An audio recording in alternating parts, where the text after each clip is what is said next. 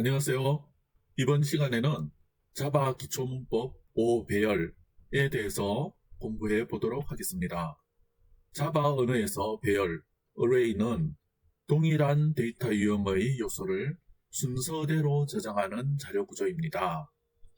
같은 데이터형, 데이터 타입의 변수, variable을 연속해서 여러 번 선언해도 메모리에 각각 다른 위치에 자리를 잡게 되지만 배열은 연속적인 메모리 공간에 같은 데이터형, 데이터 타입으로 자리를 확보하는 장점이 있습니다.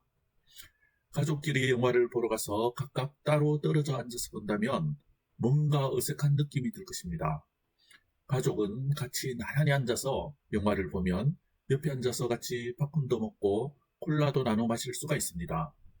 배열도 메모리 공간에 나란히 자리를 잡았을 때 나름대로의 활용도를 가지고 사용될 수 있습니다. 5.1 배열의 선언. 자바에서 배열은 다음과 같이 선언하고 생성할 수 있습니다. 배열 선언. 데이터 타입, 대괄호 열고 닫고 배열 이름, 세미콜론. 배열의 생성. 배열 이름은 new data type, 대괄호 열고 크기, 대괄호 닫고 세미콜론. 이런 식으로 배열의 선언과 배열의 생성을 할 수가 있습니다. 또는 배열 선언과 동시에 생성할 수도 있습니다. 데이터 타입, 대괄호 열고 닫고 배열 이름은 new 데이터 타입, 대괄호 열고 크기, 대괄호 닫고 세미콜론. 이런 식으로 배열 선언과 동시에 배열을 생성할 수도 있습니다. 예를 들어서 정수형 배열을 선언하고 생성하는 방법은 다음과 같습니다. int numbers, 이거는 이제 정수형 배열을 선언하는 것이죠. numbers는 new int 5, 크기가 5인 정수형 배열을 생성하는 것입니다. 생성해서 numbers의 그 생성 시작 주소를 저장하는 것입니다. 또는 int numbers는 new int 5, 정수형 배열을 선언하면서 크기가 5인 정수형 배열을 생성해서 그 시작 주소를 numbers에 저장을 하는 것입니다. 이와 같이 배열을 선언하면서 동시에 배열을 생성을 할 수가 있습니다. 이와 같이 메모리 연속된 공간에 int형 변수 5개가 할당되는 것과 같습니다. 4바이트가 5개이면 20바이트 연속된 메모리 공간이 배열에 할당되는 것입니다. 배열을 이루는 5개의 데이터를 각각 배열의 원소라고 하고 numbers 0부터 numbers 4까지 5개의 데이터를 각각 변수처럼 사용할 수 있습니다. 대괄호를 영어로 bracket이라고 하고 대괄호 안의 숫자를 index라고 합니다. 요게 이제 대괄호를 영어로 bracket이라고, 요 5는 인덱스. 자바를 비롯한 C 언어 계열, C 언어나 C++, 자바, 그 다음에 C#, 안드로이드, C 언어 계열의 언어들이죠. 에서는 배열의 인덱스가 0부터 시작하기 때문에 5개의 배열을 선언하면 배열의 인덱스는 1에서 5까지가 아니라 0부터 4까지 크기가 5개인 배열이 생성되는 것입니다. 5.2 배열의 선언과 생성. C 언어에서는 배열을 선언만 해줘도 메모리에 생성이 되는데 자바 언어에서는 배열을 선언만 한다고 메모리에 생성이 되는 것이 아니라 new 연산자를 사용해서 별도의 생성을 해야 메모리에 생성이 되거나 배열 요소 값의 초기화를 해주면 생성이 되는 것입니다. 자바에서는 배열을 선언할 때는 배열 변수에 대한 참조만을 생성하고 실제로 메모리에 배열이 생성되지는 않습니다. 따라서 배열을 선언만 하고 초기화를 하지 않는다면 배열 요소에 대한 메모리 공간은 할당되지 않습니다. 배열을 사용하기 위해서는 new 연산자를 사용하여 배열을 생성하고 메모리를 할당해 주어야 합니다. 또는 배열을 선언하면서 바로 초기화하여 배열 요소의 값을 할당할 수도 있습니다. 이때 메모리에 배열이 생성되고 값이 초기화됩니다. 예를 들어서 다음은 배열을 선언하고 new 연산자를 사용하여 배열을 생성하는 예제입니다. int numbers 이렇게 배열 선언만 하는 것이고요. 그 다음에 numbers는 new int5 크기가 5개인 정수형 배열을 생성해서 numbers의 시작 주소를 저장을 하는 것입니다. 또는 배열을 선언하면서 초기화의 값을 할당하는 예제입니다. 요거는 이제 int numbers는 중괄호 열고 1, 2, 3, 4, 5 중괄호 닫고 세미콜론. 요거는 이제 이 각 요소의 값을 초기화하는 값이죠. 뭐 10, 30, 40, 50, 70 뭐 이런 식으로 값을 초기 값을 저장하게 되면 배열이 생성이 되는 것입니다. 그러니까 배열을 이렇게 선언하면서 초기화하여 값을 할당하면서 생성이 되는 것이죠. 크기가 5개인 배열이 생성이 되는 것입니다. 이렇게 배열을 선언하면서 new 연산자를 사용하여 배열을 생성하거나 초기화하여 값을 할당함으로써 메모리에 배열이 생성되고 사용할 수 있게 됩니다. 아래 코드와 같이 배열을 생성하는 것도 올바른 자바의 문법입니다. int numbers는 new int 1, 2, 3, 4, 5 이런 식으로 배열을 생성하면서 이렇게 초기 값을 주어서 numbers 배열 선언한 배열명의 시작 주소를 저장하는 거. 이 코드에서는 배열을 선언하면서 바로 값을 할당하여 배열을 초기화하고 있습니다. 중괄호 안에 값을 넣어 배열을 초기화할 수 있습니다. 이런 방식은 배열을 선언하고 초기화하는 간편한 방법 중 하나입니다. 만약 배열을 생성한 후에 값들을 할당하고자 한다면 다음과 같이 코드를 작성할 수 있습니다. int numbers, numbers는 new int 1, 2, 3, 4, 5 이런 식으로 위 코드에서 new int 1, 2, 3, 4, 5 부분은 배열을 생성하고 동시에 값을 할당하고 있습니다. 5.3 배열의 선언과 되가로 브래킷의 위치. 자바에서 배열을 선언할 때 되가로 위치는 처음 설명한 것과 같이 데이터 타입 뒤에 오는 방식도 있고 C 언어와 같이 배열 이름 뒤에 오는 방식도 있습니다. 그러니까 자바에서의 배열의 선언은 사실상 다음과 같이 되는 것입니다. 이런 식으로 데이터 타입 뒤에 이렇게 이제 브래킷이 와서 배열 이름을 주고 배열을 선언할 수도 있고 이렇게 배열 이름 뒤에 브래킷이 와가지고 이제 배열을 선언할 수도 있는 것입니다. 요거는 자바에서만 이런 식으로 할 수 있고 요거는 C 언어 C 언어 방식인데 자바에서도 이 방식을 지원하는 것입니다. 따라서 다음 두 가지 형태는 모두 유효한 배열 선언 방식입니다. int numbers는 new int5 요 대괄호가 지금 int라는 정수 데이터 타입 뒤에 와 있죠. 또는 int numbers 대괄호가 지금 변수 배열명 뒤에 와 있습니다. 배열명 뒤에 이렇게 와 있습니다. 그래서 양식은 다르지만 두 가지 방법 모두 자바에서 유효한 배열 선언입니다. 그런데 대괄호를 지정하는 방식이 같다고 해서 자바에서는 C 언어에서 배열 선언할 때와 같이 처음부터 배열의 크기를 선언할 수는 없습니다. 다음같이 선언하고 생성하는 것이 자바에서는 허용되지 않습니다. int numbers 5, numbers new int 5. 처음부터 이렇게 이제 배열의 크기를 지금 지정하고 선언하는 것을 허용하지 않는다는 것입니다. 자바에서.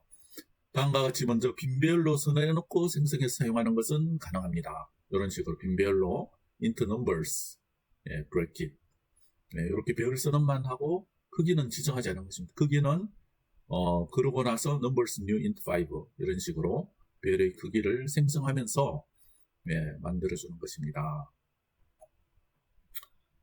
혹은 int numbers는 new int 5 이런 식으로 배열 선언하면서 정수형 배열의 크기 5개인 거를 이제 생성을 하죠. 배열 선언하면서 배열 생성해서 시작 주소를 numbers에 저장하는 것입니다. 자바에서는 배열을 선언하면서 배열 크기를 지정하는 방식이 C 언어와 같이 가능하지 않습니다. 자바에서는 배열을 선언할 때는 new 연산자를 사용하여 배열을 생성하는 과정과 함께 배열의 크기를 별도로 지정해 줘야 합니다.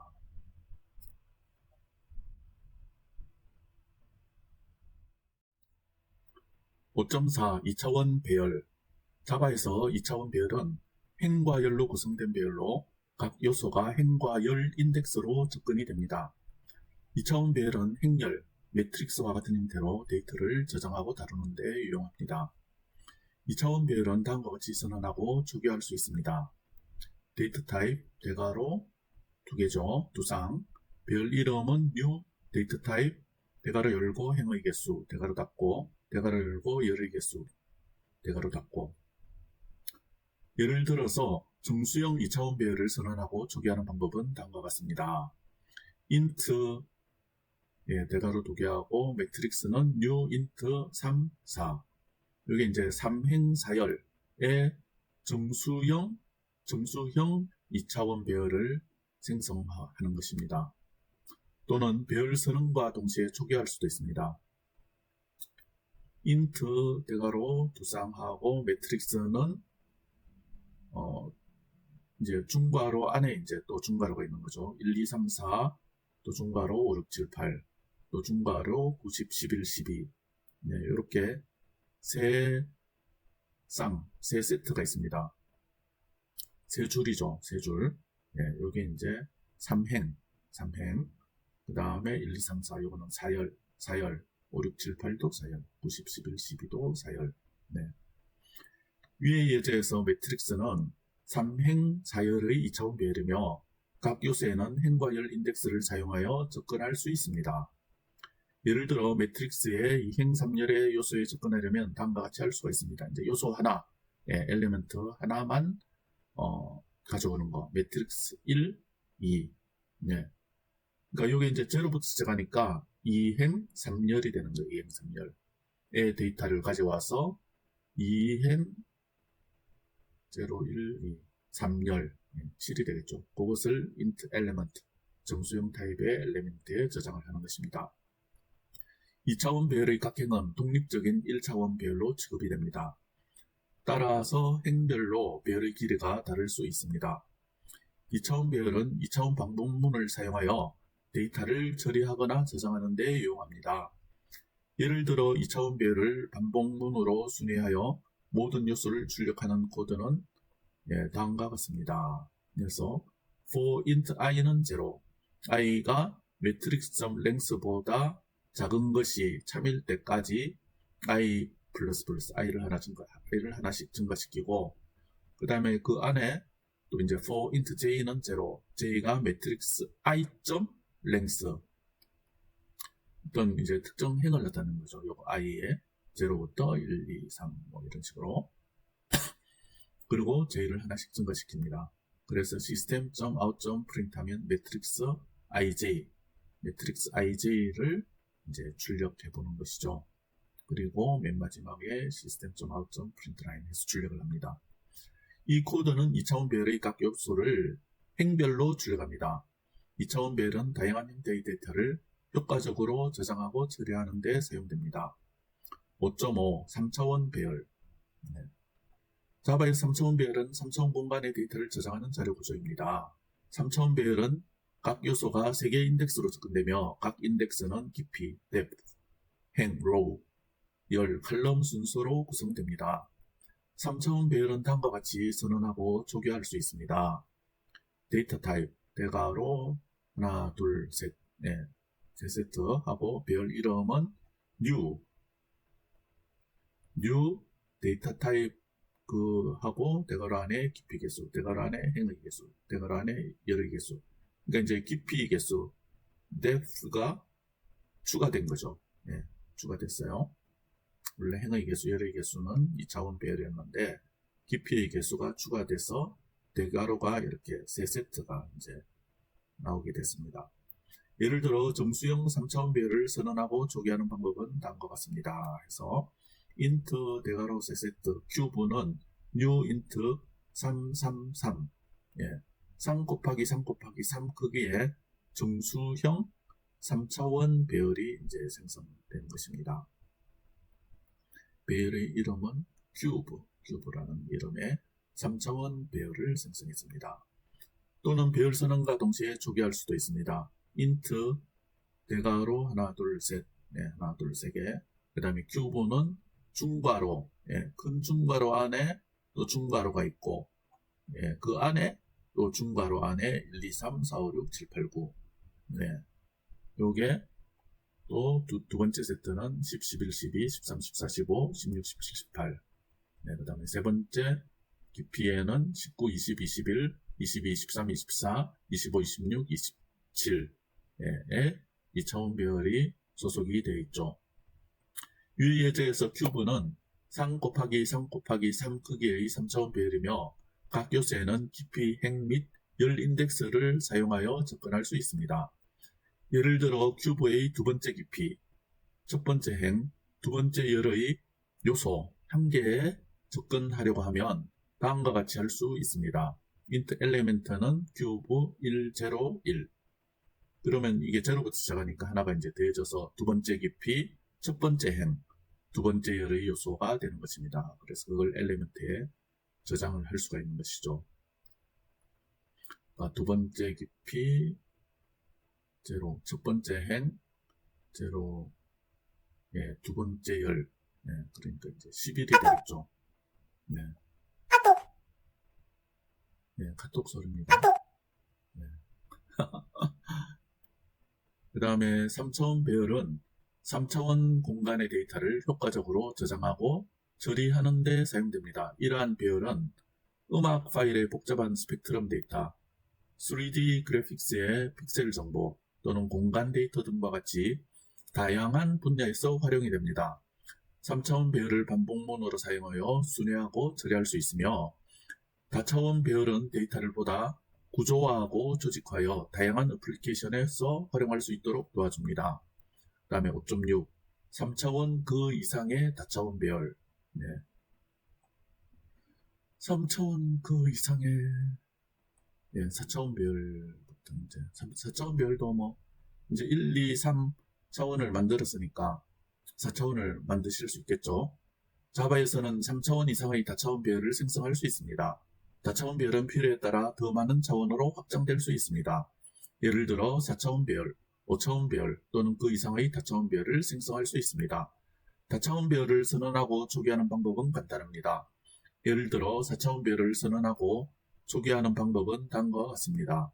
데이터 타입, 대괄호 하나, 둘, 셋, 넷, 네 쌍, 네 세트. 그리고 배열 이름은 new 데이터 타입. 그 다음에 대괄호 안에 차원 1 크기, 차원 2 크기, 차원 3 크기, 차원 4 크기. 이게 이제 거꾸로 여기서 1, 2, 3, 4 이렇게 이제 읽어도 되는 것이죠. 그래서 4차원 배열을 지금 배열 선언과 동시에 이제 초기화하는 여기 예제가 있습니다. 괄호가 밖에 하나 1차원, 그 다음에 2차원, 3차원, 4차원, 중괄호가 이제 4번 겹쳐서 이제 나오는 것이죠. 이렇게 구성하시면 될 것 같고, 이처럼 배열을 선언하고 초기화할 때 각 차원에 대한 크기를 지정해주면 됩니다. 다차원 배열은 더 복잡한 데이터 구조를 표현하고 처리하는 데 사용될 수가 있습니다. 그러나 차원이 증가할수록 배열의 크기와 복잡성이 늘어나므로 주의가 필요합니다. 따라서 필요에 따라 적절한 차원을 선택하여 배열을 구성하는 것이 중요합니다. 좀 더 효율적으로 차원을 구성하는 것이 중요합니다. 그 다음에 5.7 배열과 연관성 있는 자료 형태. 자바 언어에서는 배열과 관련된 여러 자료 구조가 있습니다. 그 중에서 가장 일반적인 것은 컬렉션 프레임워크입니다. 컬렉션 프레임워크는 배열보다 더 동적으로 데이터를 저장하고 관리할 수 있는 자료 구조를 제공합니다. 더 배열보다 더 동적이고 더 효율적으로 데이터를 저장하고 관리할 수 있는 자료 구조를 제공합니다. 몇 가지 주요한 컬렉션 프레임워크 인터페이스 클래스는 다음과 같습니다.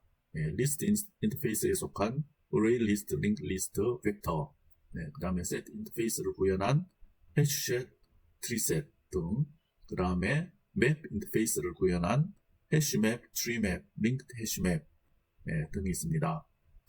이처럼 컬렉션 프레임워크를 사용하면 배열과 유사한 동작을 할 수 있지만 배열과는 달리 크기를 동적으로 조정할 수 있고 요소를 추가하거나 제거할 수 있습니다. 따라서 자바 프로그래밍에서는 배열뿐만 아니라 컬렉션 프레임워크를 통해 보다 유연하고 효율적으로 데이터를 다룰 수 있습니다. 예, 배열에 대한 예제 프로그램인데요. 이 예제 프로그램에 대한 설명이 여기 이제 유튜브 강의에 나와 있습니다. 이거를 이제 보시면 될 것 같고, 우리가 이제 조금 전에 왜 배열과 연관성이 있는 자료 형태, 요거 5.7, 요거는 이제 자바 기초 기본 문법 블로그 목록에 가보시면,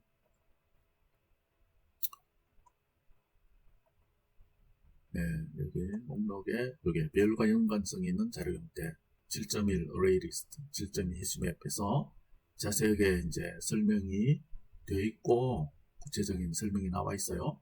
그리고 예제 프로그램과 유튜브 동영상, 네, 실무 예제까지 다 나와 있으니까 네, 이 부분을 참조하시면 될 것 같습니다.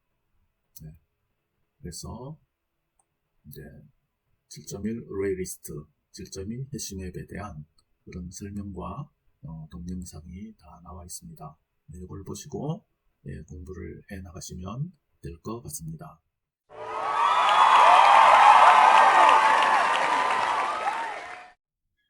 먼저 아웃라인을 보시면 basic.c 지원.array 패키지 안에 있습니다. 그리고 array main이라는 클래스 안에 메인 메소드가 있습니다. 네, 소스를 보시면 현재 이제 정수형 변수를 i는 0, sum은 0, sum2는 0 이렇게 이제 세 개를 선언을 하고 각각 초기화를 해줬습니다. 그 다음에 int array는 new int 4에서 array라는 정수형 배열을 선언하고 그 다음에 이거를 new 연산자를 통해서 4개를 생성을 했어요. 예, 배열의 크기가 이제 4개입니다. 그러면 각각 인덱스 0, 1, 2, 3 이렇게 4개의 배열 요소가 이제 만들어지죠. array 0, 1, 2, 3. 그래서 각각 초기값 10, 20, 30, 40을 줬습니다. 그리고 이제 출력을 하죠. 시스템 아웃.println에서. 그래서 array 0의 내용이 무엇인지, 값이 무엇인지, array 1의 값이 무엇인지, 또 3의 값이 무엇인지를 각각 출력을 하고, array, 이 배열망을 출력하면 어떤 내용이 나오는지 한번 이제 보도록 하겠습니다. 그 다음에 arrays, 요거는 java.util.arrays, 클래스입니다. 이 클래스에 .toString 메소드를 사용해서 array 배열의 내용을 출력해 보도록 하겠습니다. 그리고 for문을 돌면서 배열의 각 원소의 합계를 구합니다. for문은 반복문이죠. 반복문이고 i는 0, 쪼개치. i가 array.length보다 작은 것이 참일 때까지 i 값을 하나씩 증가시켜가면서 요 sum에 array 0, 1, 2, 3을 이제 더해줍니다. 요거는 이제 sum 플러스 array, i의 이제 축약어가 되겠죠. 플러스는 이렇게 주는 거. 그다음에 확장 포문을 사용해서 각 원소의 합계를 구할 수도 있습니다. for int num 그리고 이제 array를 써주면 여기 콜론 해서 array를 써주면 이 array 포문을 돌면서 array 각 요소 array 0, 1, array 0, 1, 2, 3의 값을 num에 이제 넘겨주면서 이렇게 sum2에 확장 포문이니까 sum2에 이제 합계를 더해줍니다. 더해주고 sum의 값을 출력하고 sum2의 값을 이렇게 출력을 해보는 것이죠. 그리고 이제 sum을 array.length 배열의 크기로 나누어서 그러면 평균이 나오겠죠. 이걸 더블 타입의 average라는 변수에 저장을 해줍니다. 이게 sum이 int형으로 현재 선언되어 있기 때문에 int형으로 선언되어 있기 때문에 더블 타입으로 타입 캐스팅을 해줍니다. 타입 캐스팅을 해줘서 더블에 저장을 이제 해주고 있죠. 예. 그리고 average, 평균을 출력을 해봅니다. 네, 요거를 실행을 저장을 하고 실행을 해보면 다음과 같이 이제 출력이 됩니다. 여기 콘솔에 보면 요 시스템 아웃 프린트 라인 요 부분이 배열의 각 요소와 그 값을 출력한 거고요. 그 다음에 array 배열명을 출력해 보니까 지금 요 i 골뱅이 59F95C5D 요거는 이제 메모리 주소고 이것이 이제 배열이라는 거고 인티저형이고 요거는 이제 현재 배열의 시작 주소. 예, 배열은 순서적으로 메모리에 만들어지기 때문에 시작 주소만 있으면 어디 있는지 이제 찾아가서 그 값들을 읽어올 수가 있는 것이죠. 네. 그 다음에 array.toString에서 이 array 배열의 내용을 이제 출력하는 것이 요겁니다. 12, 10, 30, 40 요 내용들을 예, 출력을 할 수 있죠.